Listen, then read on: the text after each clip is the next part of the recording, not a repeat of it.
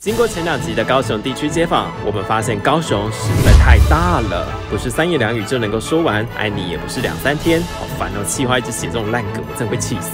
本集我们搜集到更多的奇闻异事，欢迎收看哈哈台街访高雄3部曲最终回。首先，哈哈台狂粉对于之前几集的高雄地方特色有话要说。我喜欢哈哈台，我好爱，超爱，我爱死，我超级爱。有一幕是丹丹汉堡那个人说，因为他们汉堡小啊，你怎么没有想过这个问题？可是它就是好吃啊，干嘛计较那个大小？怎样？怎样？你就怎样啊？放过丹丹好不好？那丹丹跟麦当劳你要选哪一个？丹丹啊！可是如果麦当劳有那个什么1+1，我就去麦当劳。丹当不起。接着是住在南子的弟弟要来爆区，我都会被我同学说我是偏乡来的，都会说什么我都喝什么废水长大的啊，什么都吸工厂的烟。高雄内战吗？对。那你住在南子，那边不是工厂最多的地方吗？因为是污染的发源地，所以我觉得它都飘向南方了。我们都在残害这些市区人。对啊，我们早上起来很清新，我都会在公园那边深呼吸。对啊，来到市区就不行。飘向南方，别问谁遭殃。哪一区算城里人啊？左营区以南，小港区以北。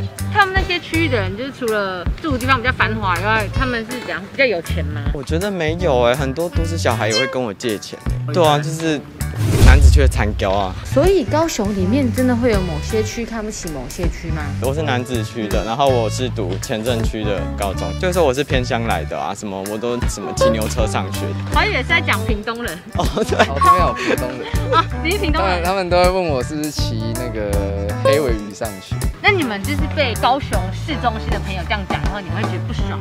我会觉得有点不开心我想说你们这些城里人真的是不要看不起我们啊！我们南子区是高雄的经济命脉啊，加工出口区，我们是带动高雄经济成长的一个幕后推手。呛一下他们吗？所有高雄的城里人都给我听好了。南子区赞。等一下，后面怎么战力变这么弱？男子汉大战夫，虽然偶尔会内战，但高雄的观光兴盛还是有目共睹的。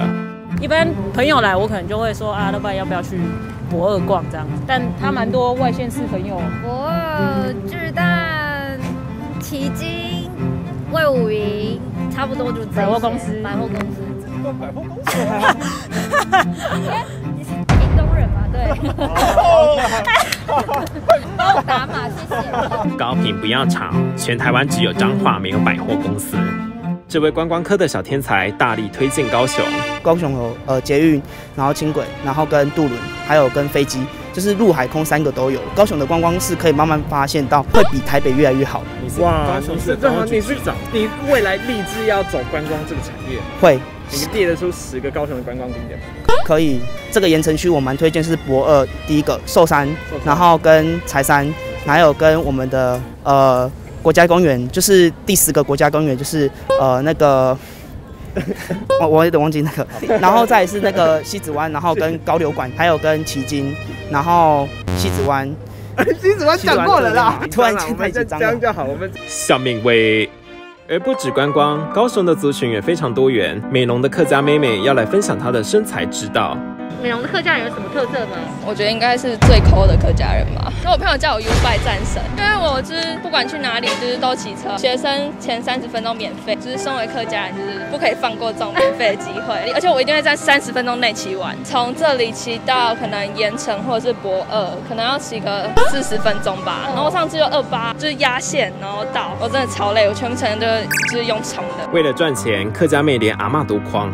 我们校庆就是可以自己要卖什么东西，可是班级的钱我自己赚不到，然后我就跟我阿嬷说，可不可以就是我下次回美浓的时候帮我准备客家麻糬跟那种粉，然后我就自己有一个摊位，我就自己在那边，然后发个限时说1颗麻糬5块钱，要来的来5楼，赚是赚班费啊，我赚就可以赚我自己的，扣除成本赚了300块。你也没有成本啊，我也没有把成本给我阿嬷所以你是净赚啊？对啊，我阿嬷还以为是我要送我同学吃。让我想到了一个客家笑话啊，算了，我还是省下来好了。但说真的，多数的高雄人还是非常大方的。有一次我在工作的时候，然后就有一个阿伯，他骑了3轮车，他就停在我们店门口，他就进来说：“妹妹，你有跟我爸吗？”就进。没啦，我没了，拜托啦，拜托啦。然后想说好吧，花钱消灾，然后拿200块给他，他就走了。然后隔天他又骑着脚踏车来，他说妹妹拜托了，拜托了。我想说好了，然后又再给他钱。你给他多少？第2次500块。然后他也没有再回来还我，700块就没了。感觉高雄人都很纯真，是不是？对，都蛮纯真的，只要你敢开口，基本上都还 OK 了。纯真的高雄扣姐，去年差点被抓去关。就是我去年的时候在景美那边的那个肉多多吃火锅，然后我们吃到一半，就警察进来盘查，他直接走到我的桌边跟我说：“不好意思，请问你看过这些人吗？”然后上面都是嫌疑犯的照片然后他就说：“你是不是这一个？你要看人家靠腰比我还胖妈的，我快气死了，什么意思啊？我长那么漂亮然后我就讲话说：“不好意思我是外地来的，这个人我都没有看过，我声音这个样子，你看起来我像会杀人吗？”然后他们很没礼貌的说：“不好意思，认错人，就全部轰撤出去我告不追准可是后来肉多多人有请我们吃一大盘的虾子，觉得太丢啊，冒喜啊！杀人犯吃虾仁饭，滔滔不绝发表拖鞋理论的高雄时尚哥，曾经是个体保生。我是靠体保进去一手的啦，因为我成绩不好嘛，在争体保生，然后好了，那我练一下羽球。考试当天，我以为很多人，结果发现只有我一个人去考。那我就过了，我跟他们的队长打，哇靠，我快紧张死了。虽然他都给我放水因为我很紧张，我就一直都会挥不到。这样我又左撇子，我每次练球。只要球往右边打，我都用手去接。我连去比赛我都这样然后球来嘛，球这样过来，我就然后这样，球这样过来，我有时候很快，我就然后我就自己接，评审也傻眼，然后对面下面也傻眼。你这样也可以当体保生？没错，我是正直的体保生，仅此一位羽球大传系的体保生我可是很骄傲的。大概知道体保生消失的原因了。跟一些大学同学创办羽球社，结果呢？我中途给他退出，我跟他们闹翻。我闹翻的原因是有一次我去比赛，结果我突然临时被换人，我可能跟一个同学原本一队嘛，然后上去，哇靠，他突然换一个比我还强的学长，我就傻爆眼，我说哇靠，怎么没人提前告诉我？我就很愤怒。所以你被踢出你一手创立的羽球社？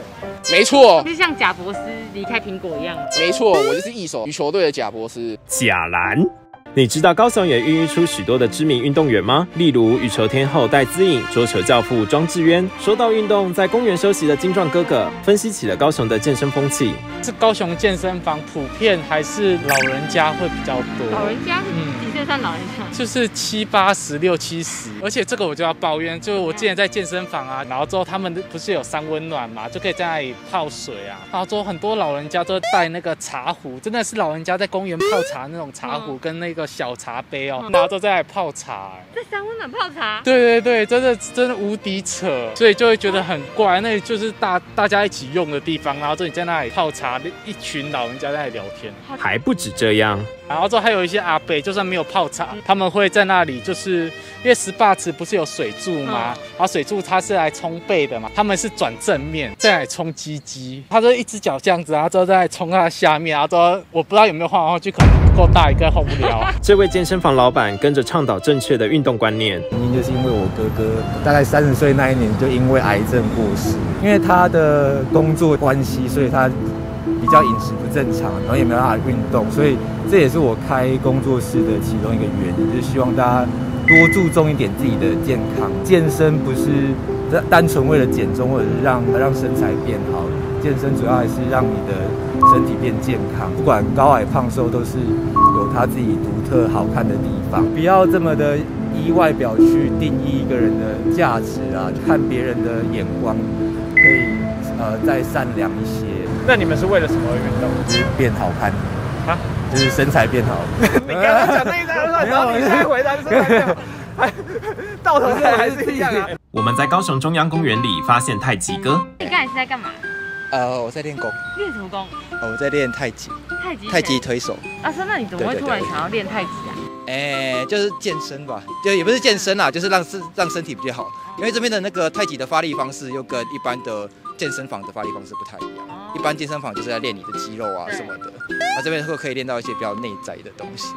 健身房是练外在的东西。也不能这样讲。那你对于去健身房练肌肉的人怎么看？其实我有一阵子也想去。请问一下，为什么你的裤子会脏脏的这样？我刚刚在跟这边的那个师傅练，就是活步推手。然后这边你们看到这边是一个圆圈，规则就是我跟他站在这里面，然后不能出脚，就是用手把对方推不出去，然后你可以甩，你可以干嘛？可以抓，上半身都可以抓，只是你不能用脚勾，然后就把对方推出这个圆圈就赢了。人都来了，当然要学个云手。是练你左右的协调性哦，然后还有练你的腰胯，对，右脚上步这样推，对，然后左脚这边回来的时候拉回来，然后你就推我，推你这样子推吗？对啊，喂，然后我可能就会划掉。哦，哎，真的耶，就是我的力就被你打掉了。那你可以这很帮我悬啊摄影师把他推倒吗？不要。最后，不止在高雄学太极拳，还拜师拳击教练。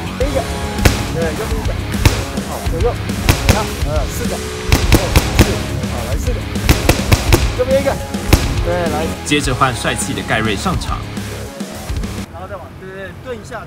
白浪滔滔我不怕，张起左耳往前跨，撒网下水到鱼家，不挑大鱼小哈哈。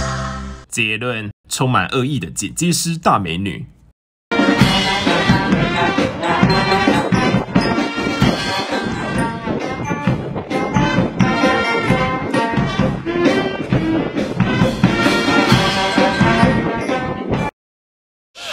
太 original。